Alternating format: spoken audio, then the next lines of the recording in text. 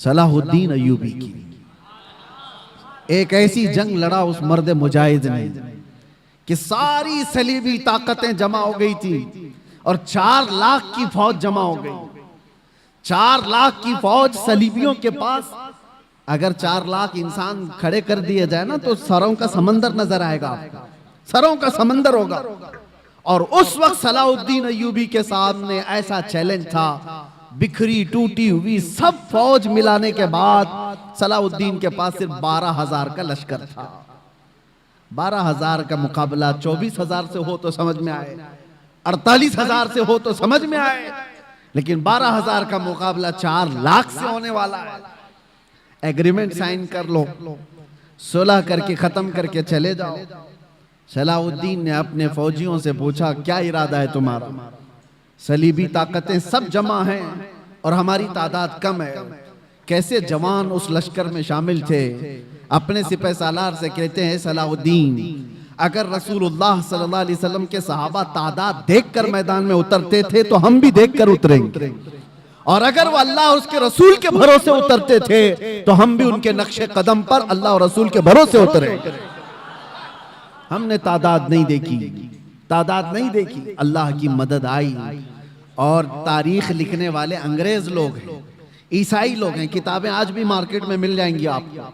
ये 4 लाख का मुकाबला जो 12,000 से हुआ था, तारीख की एक ऐसी जंग है। अंग्रेज मुअर्रिख लिखते हैं कि सलाहुद्दीन को और उनकी फौजों को क़यामत तक फरामोश नहीं कर सकते सलेबी लोग, इसलिए कि उस जंग में इसने छींतरे उड़ा दिए थे और टुकड़े टुकड़े कर दिए थे, सबको बिखेर दिया था। लोग अपनी जानें बचाकर निकल गए, मुफाहमत पर आ गए।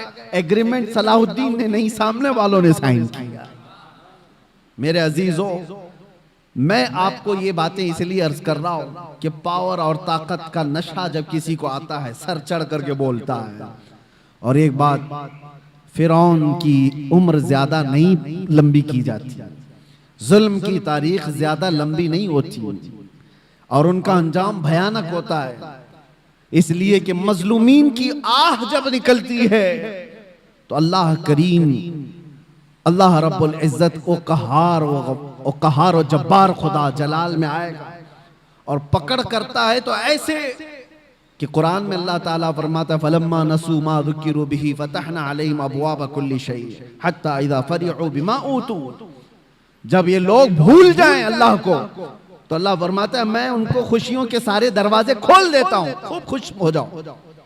यानी अल्लाह को भूलने के बाद जालिमों के लिए दरवाजे खोल दिए जाते हैं, खूब खुशियां मनाओ, सब तुम्हारा है, सब तुम्हारा है, ताकत भी तुम्हारी, सियासत भी तुम्हारी, तख्त भी तुम्हारा, सारा डिपार्टमेंट तुम्हारा, नाचो जितना नाचना है।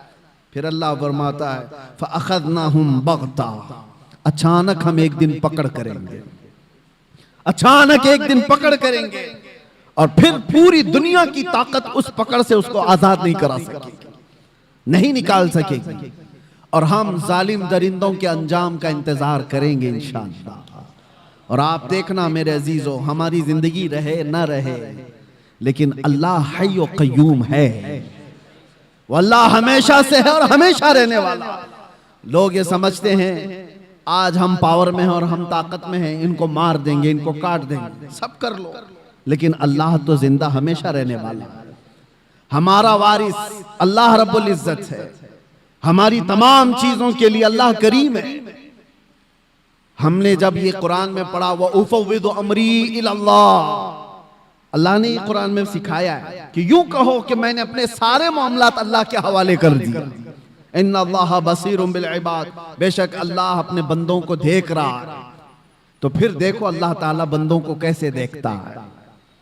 हाँ, वक्त लगता है, थोड़े दिनों की बात है।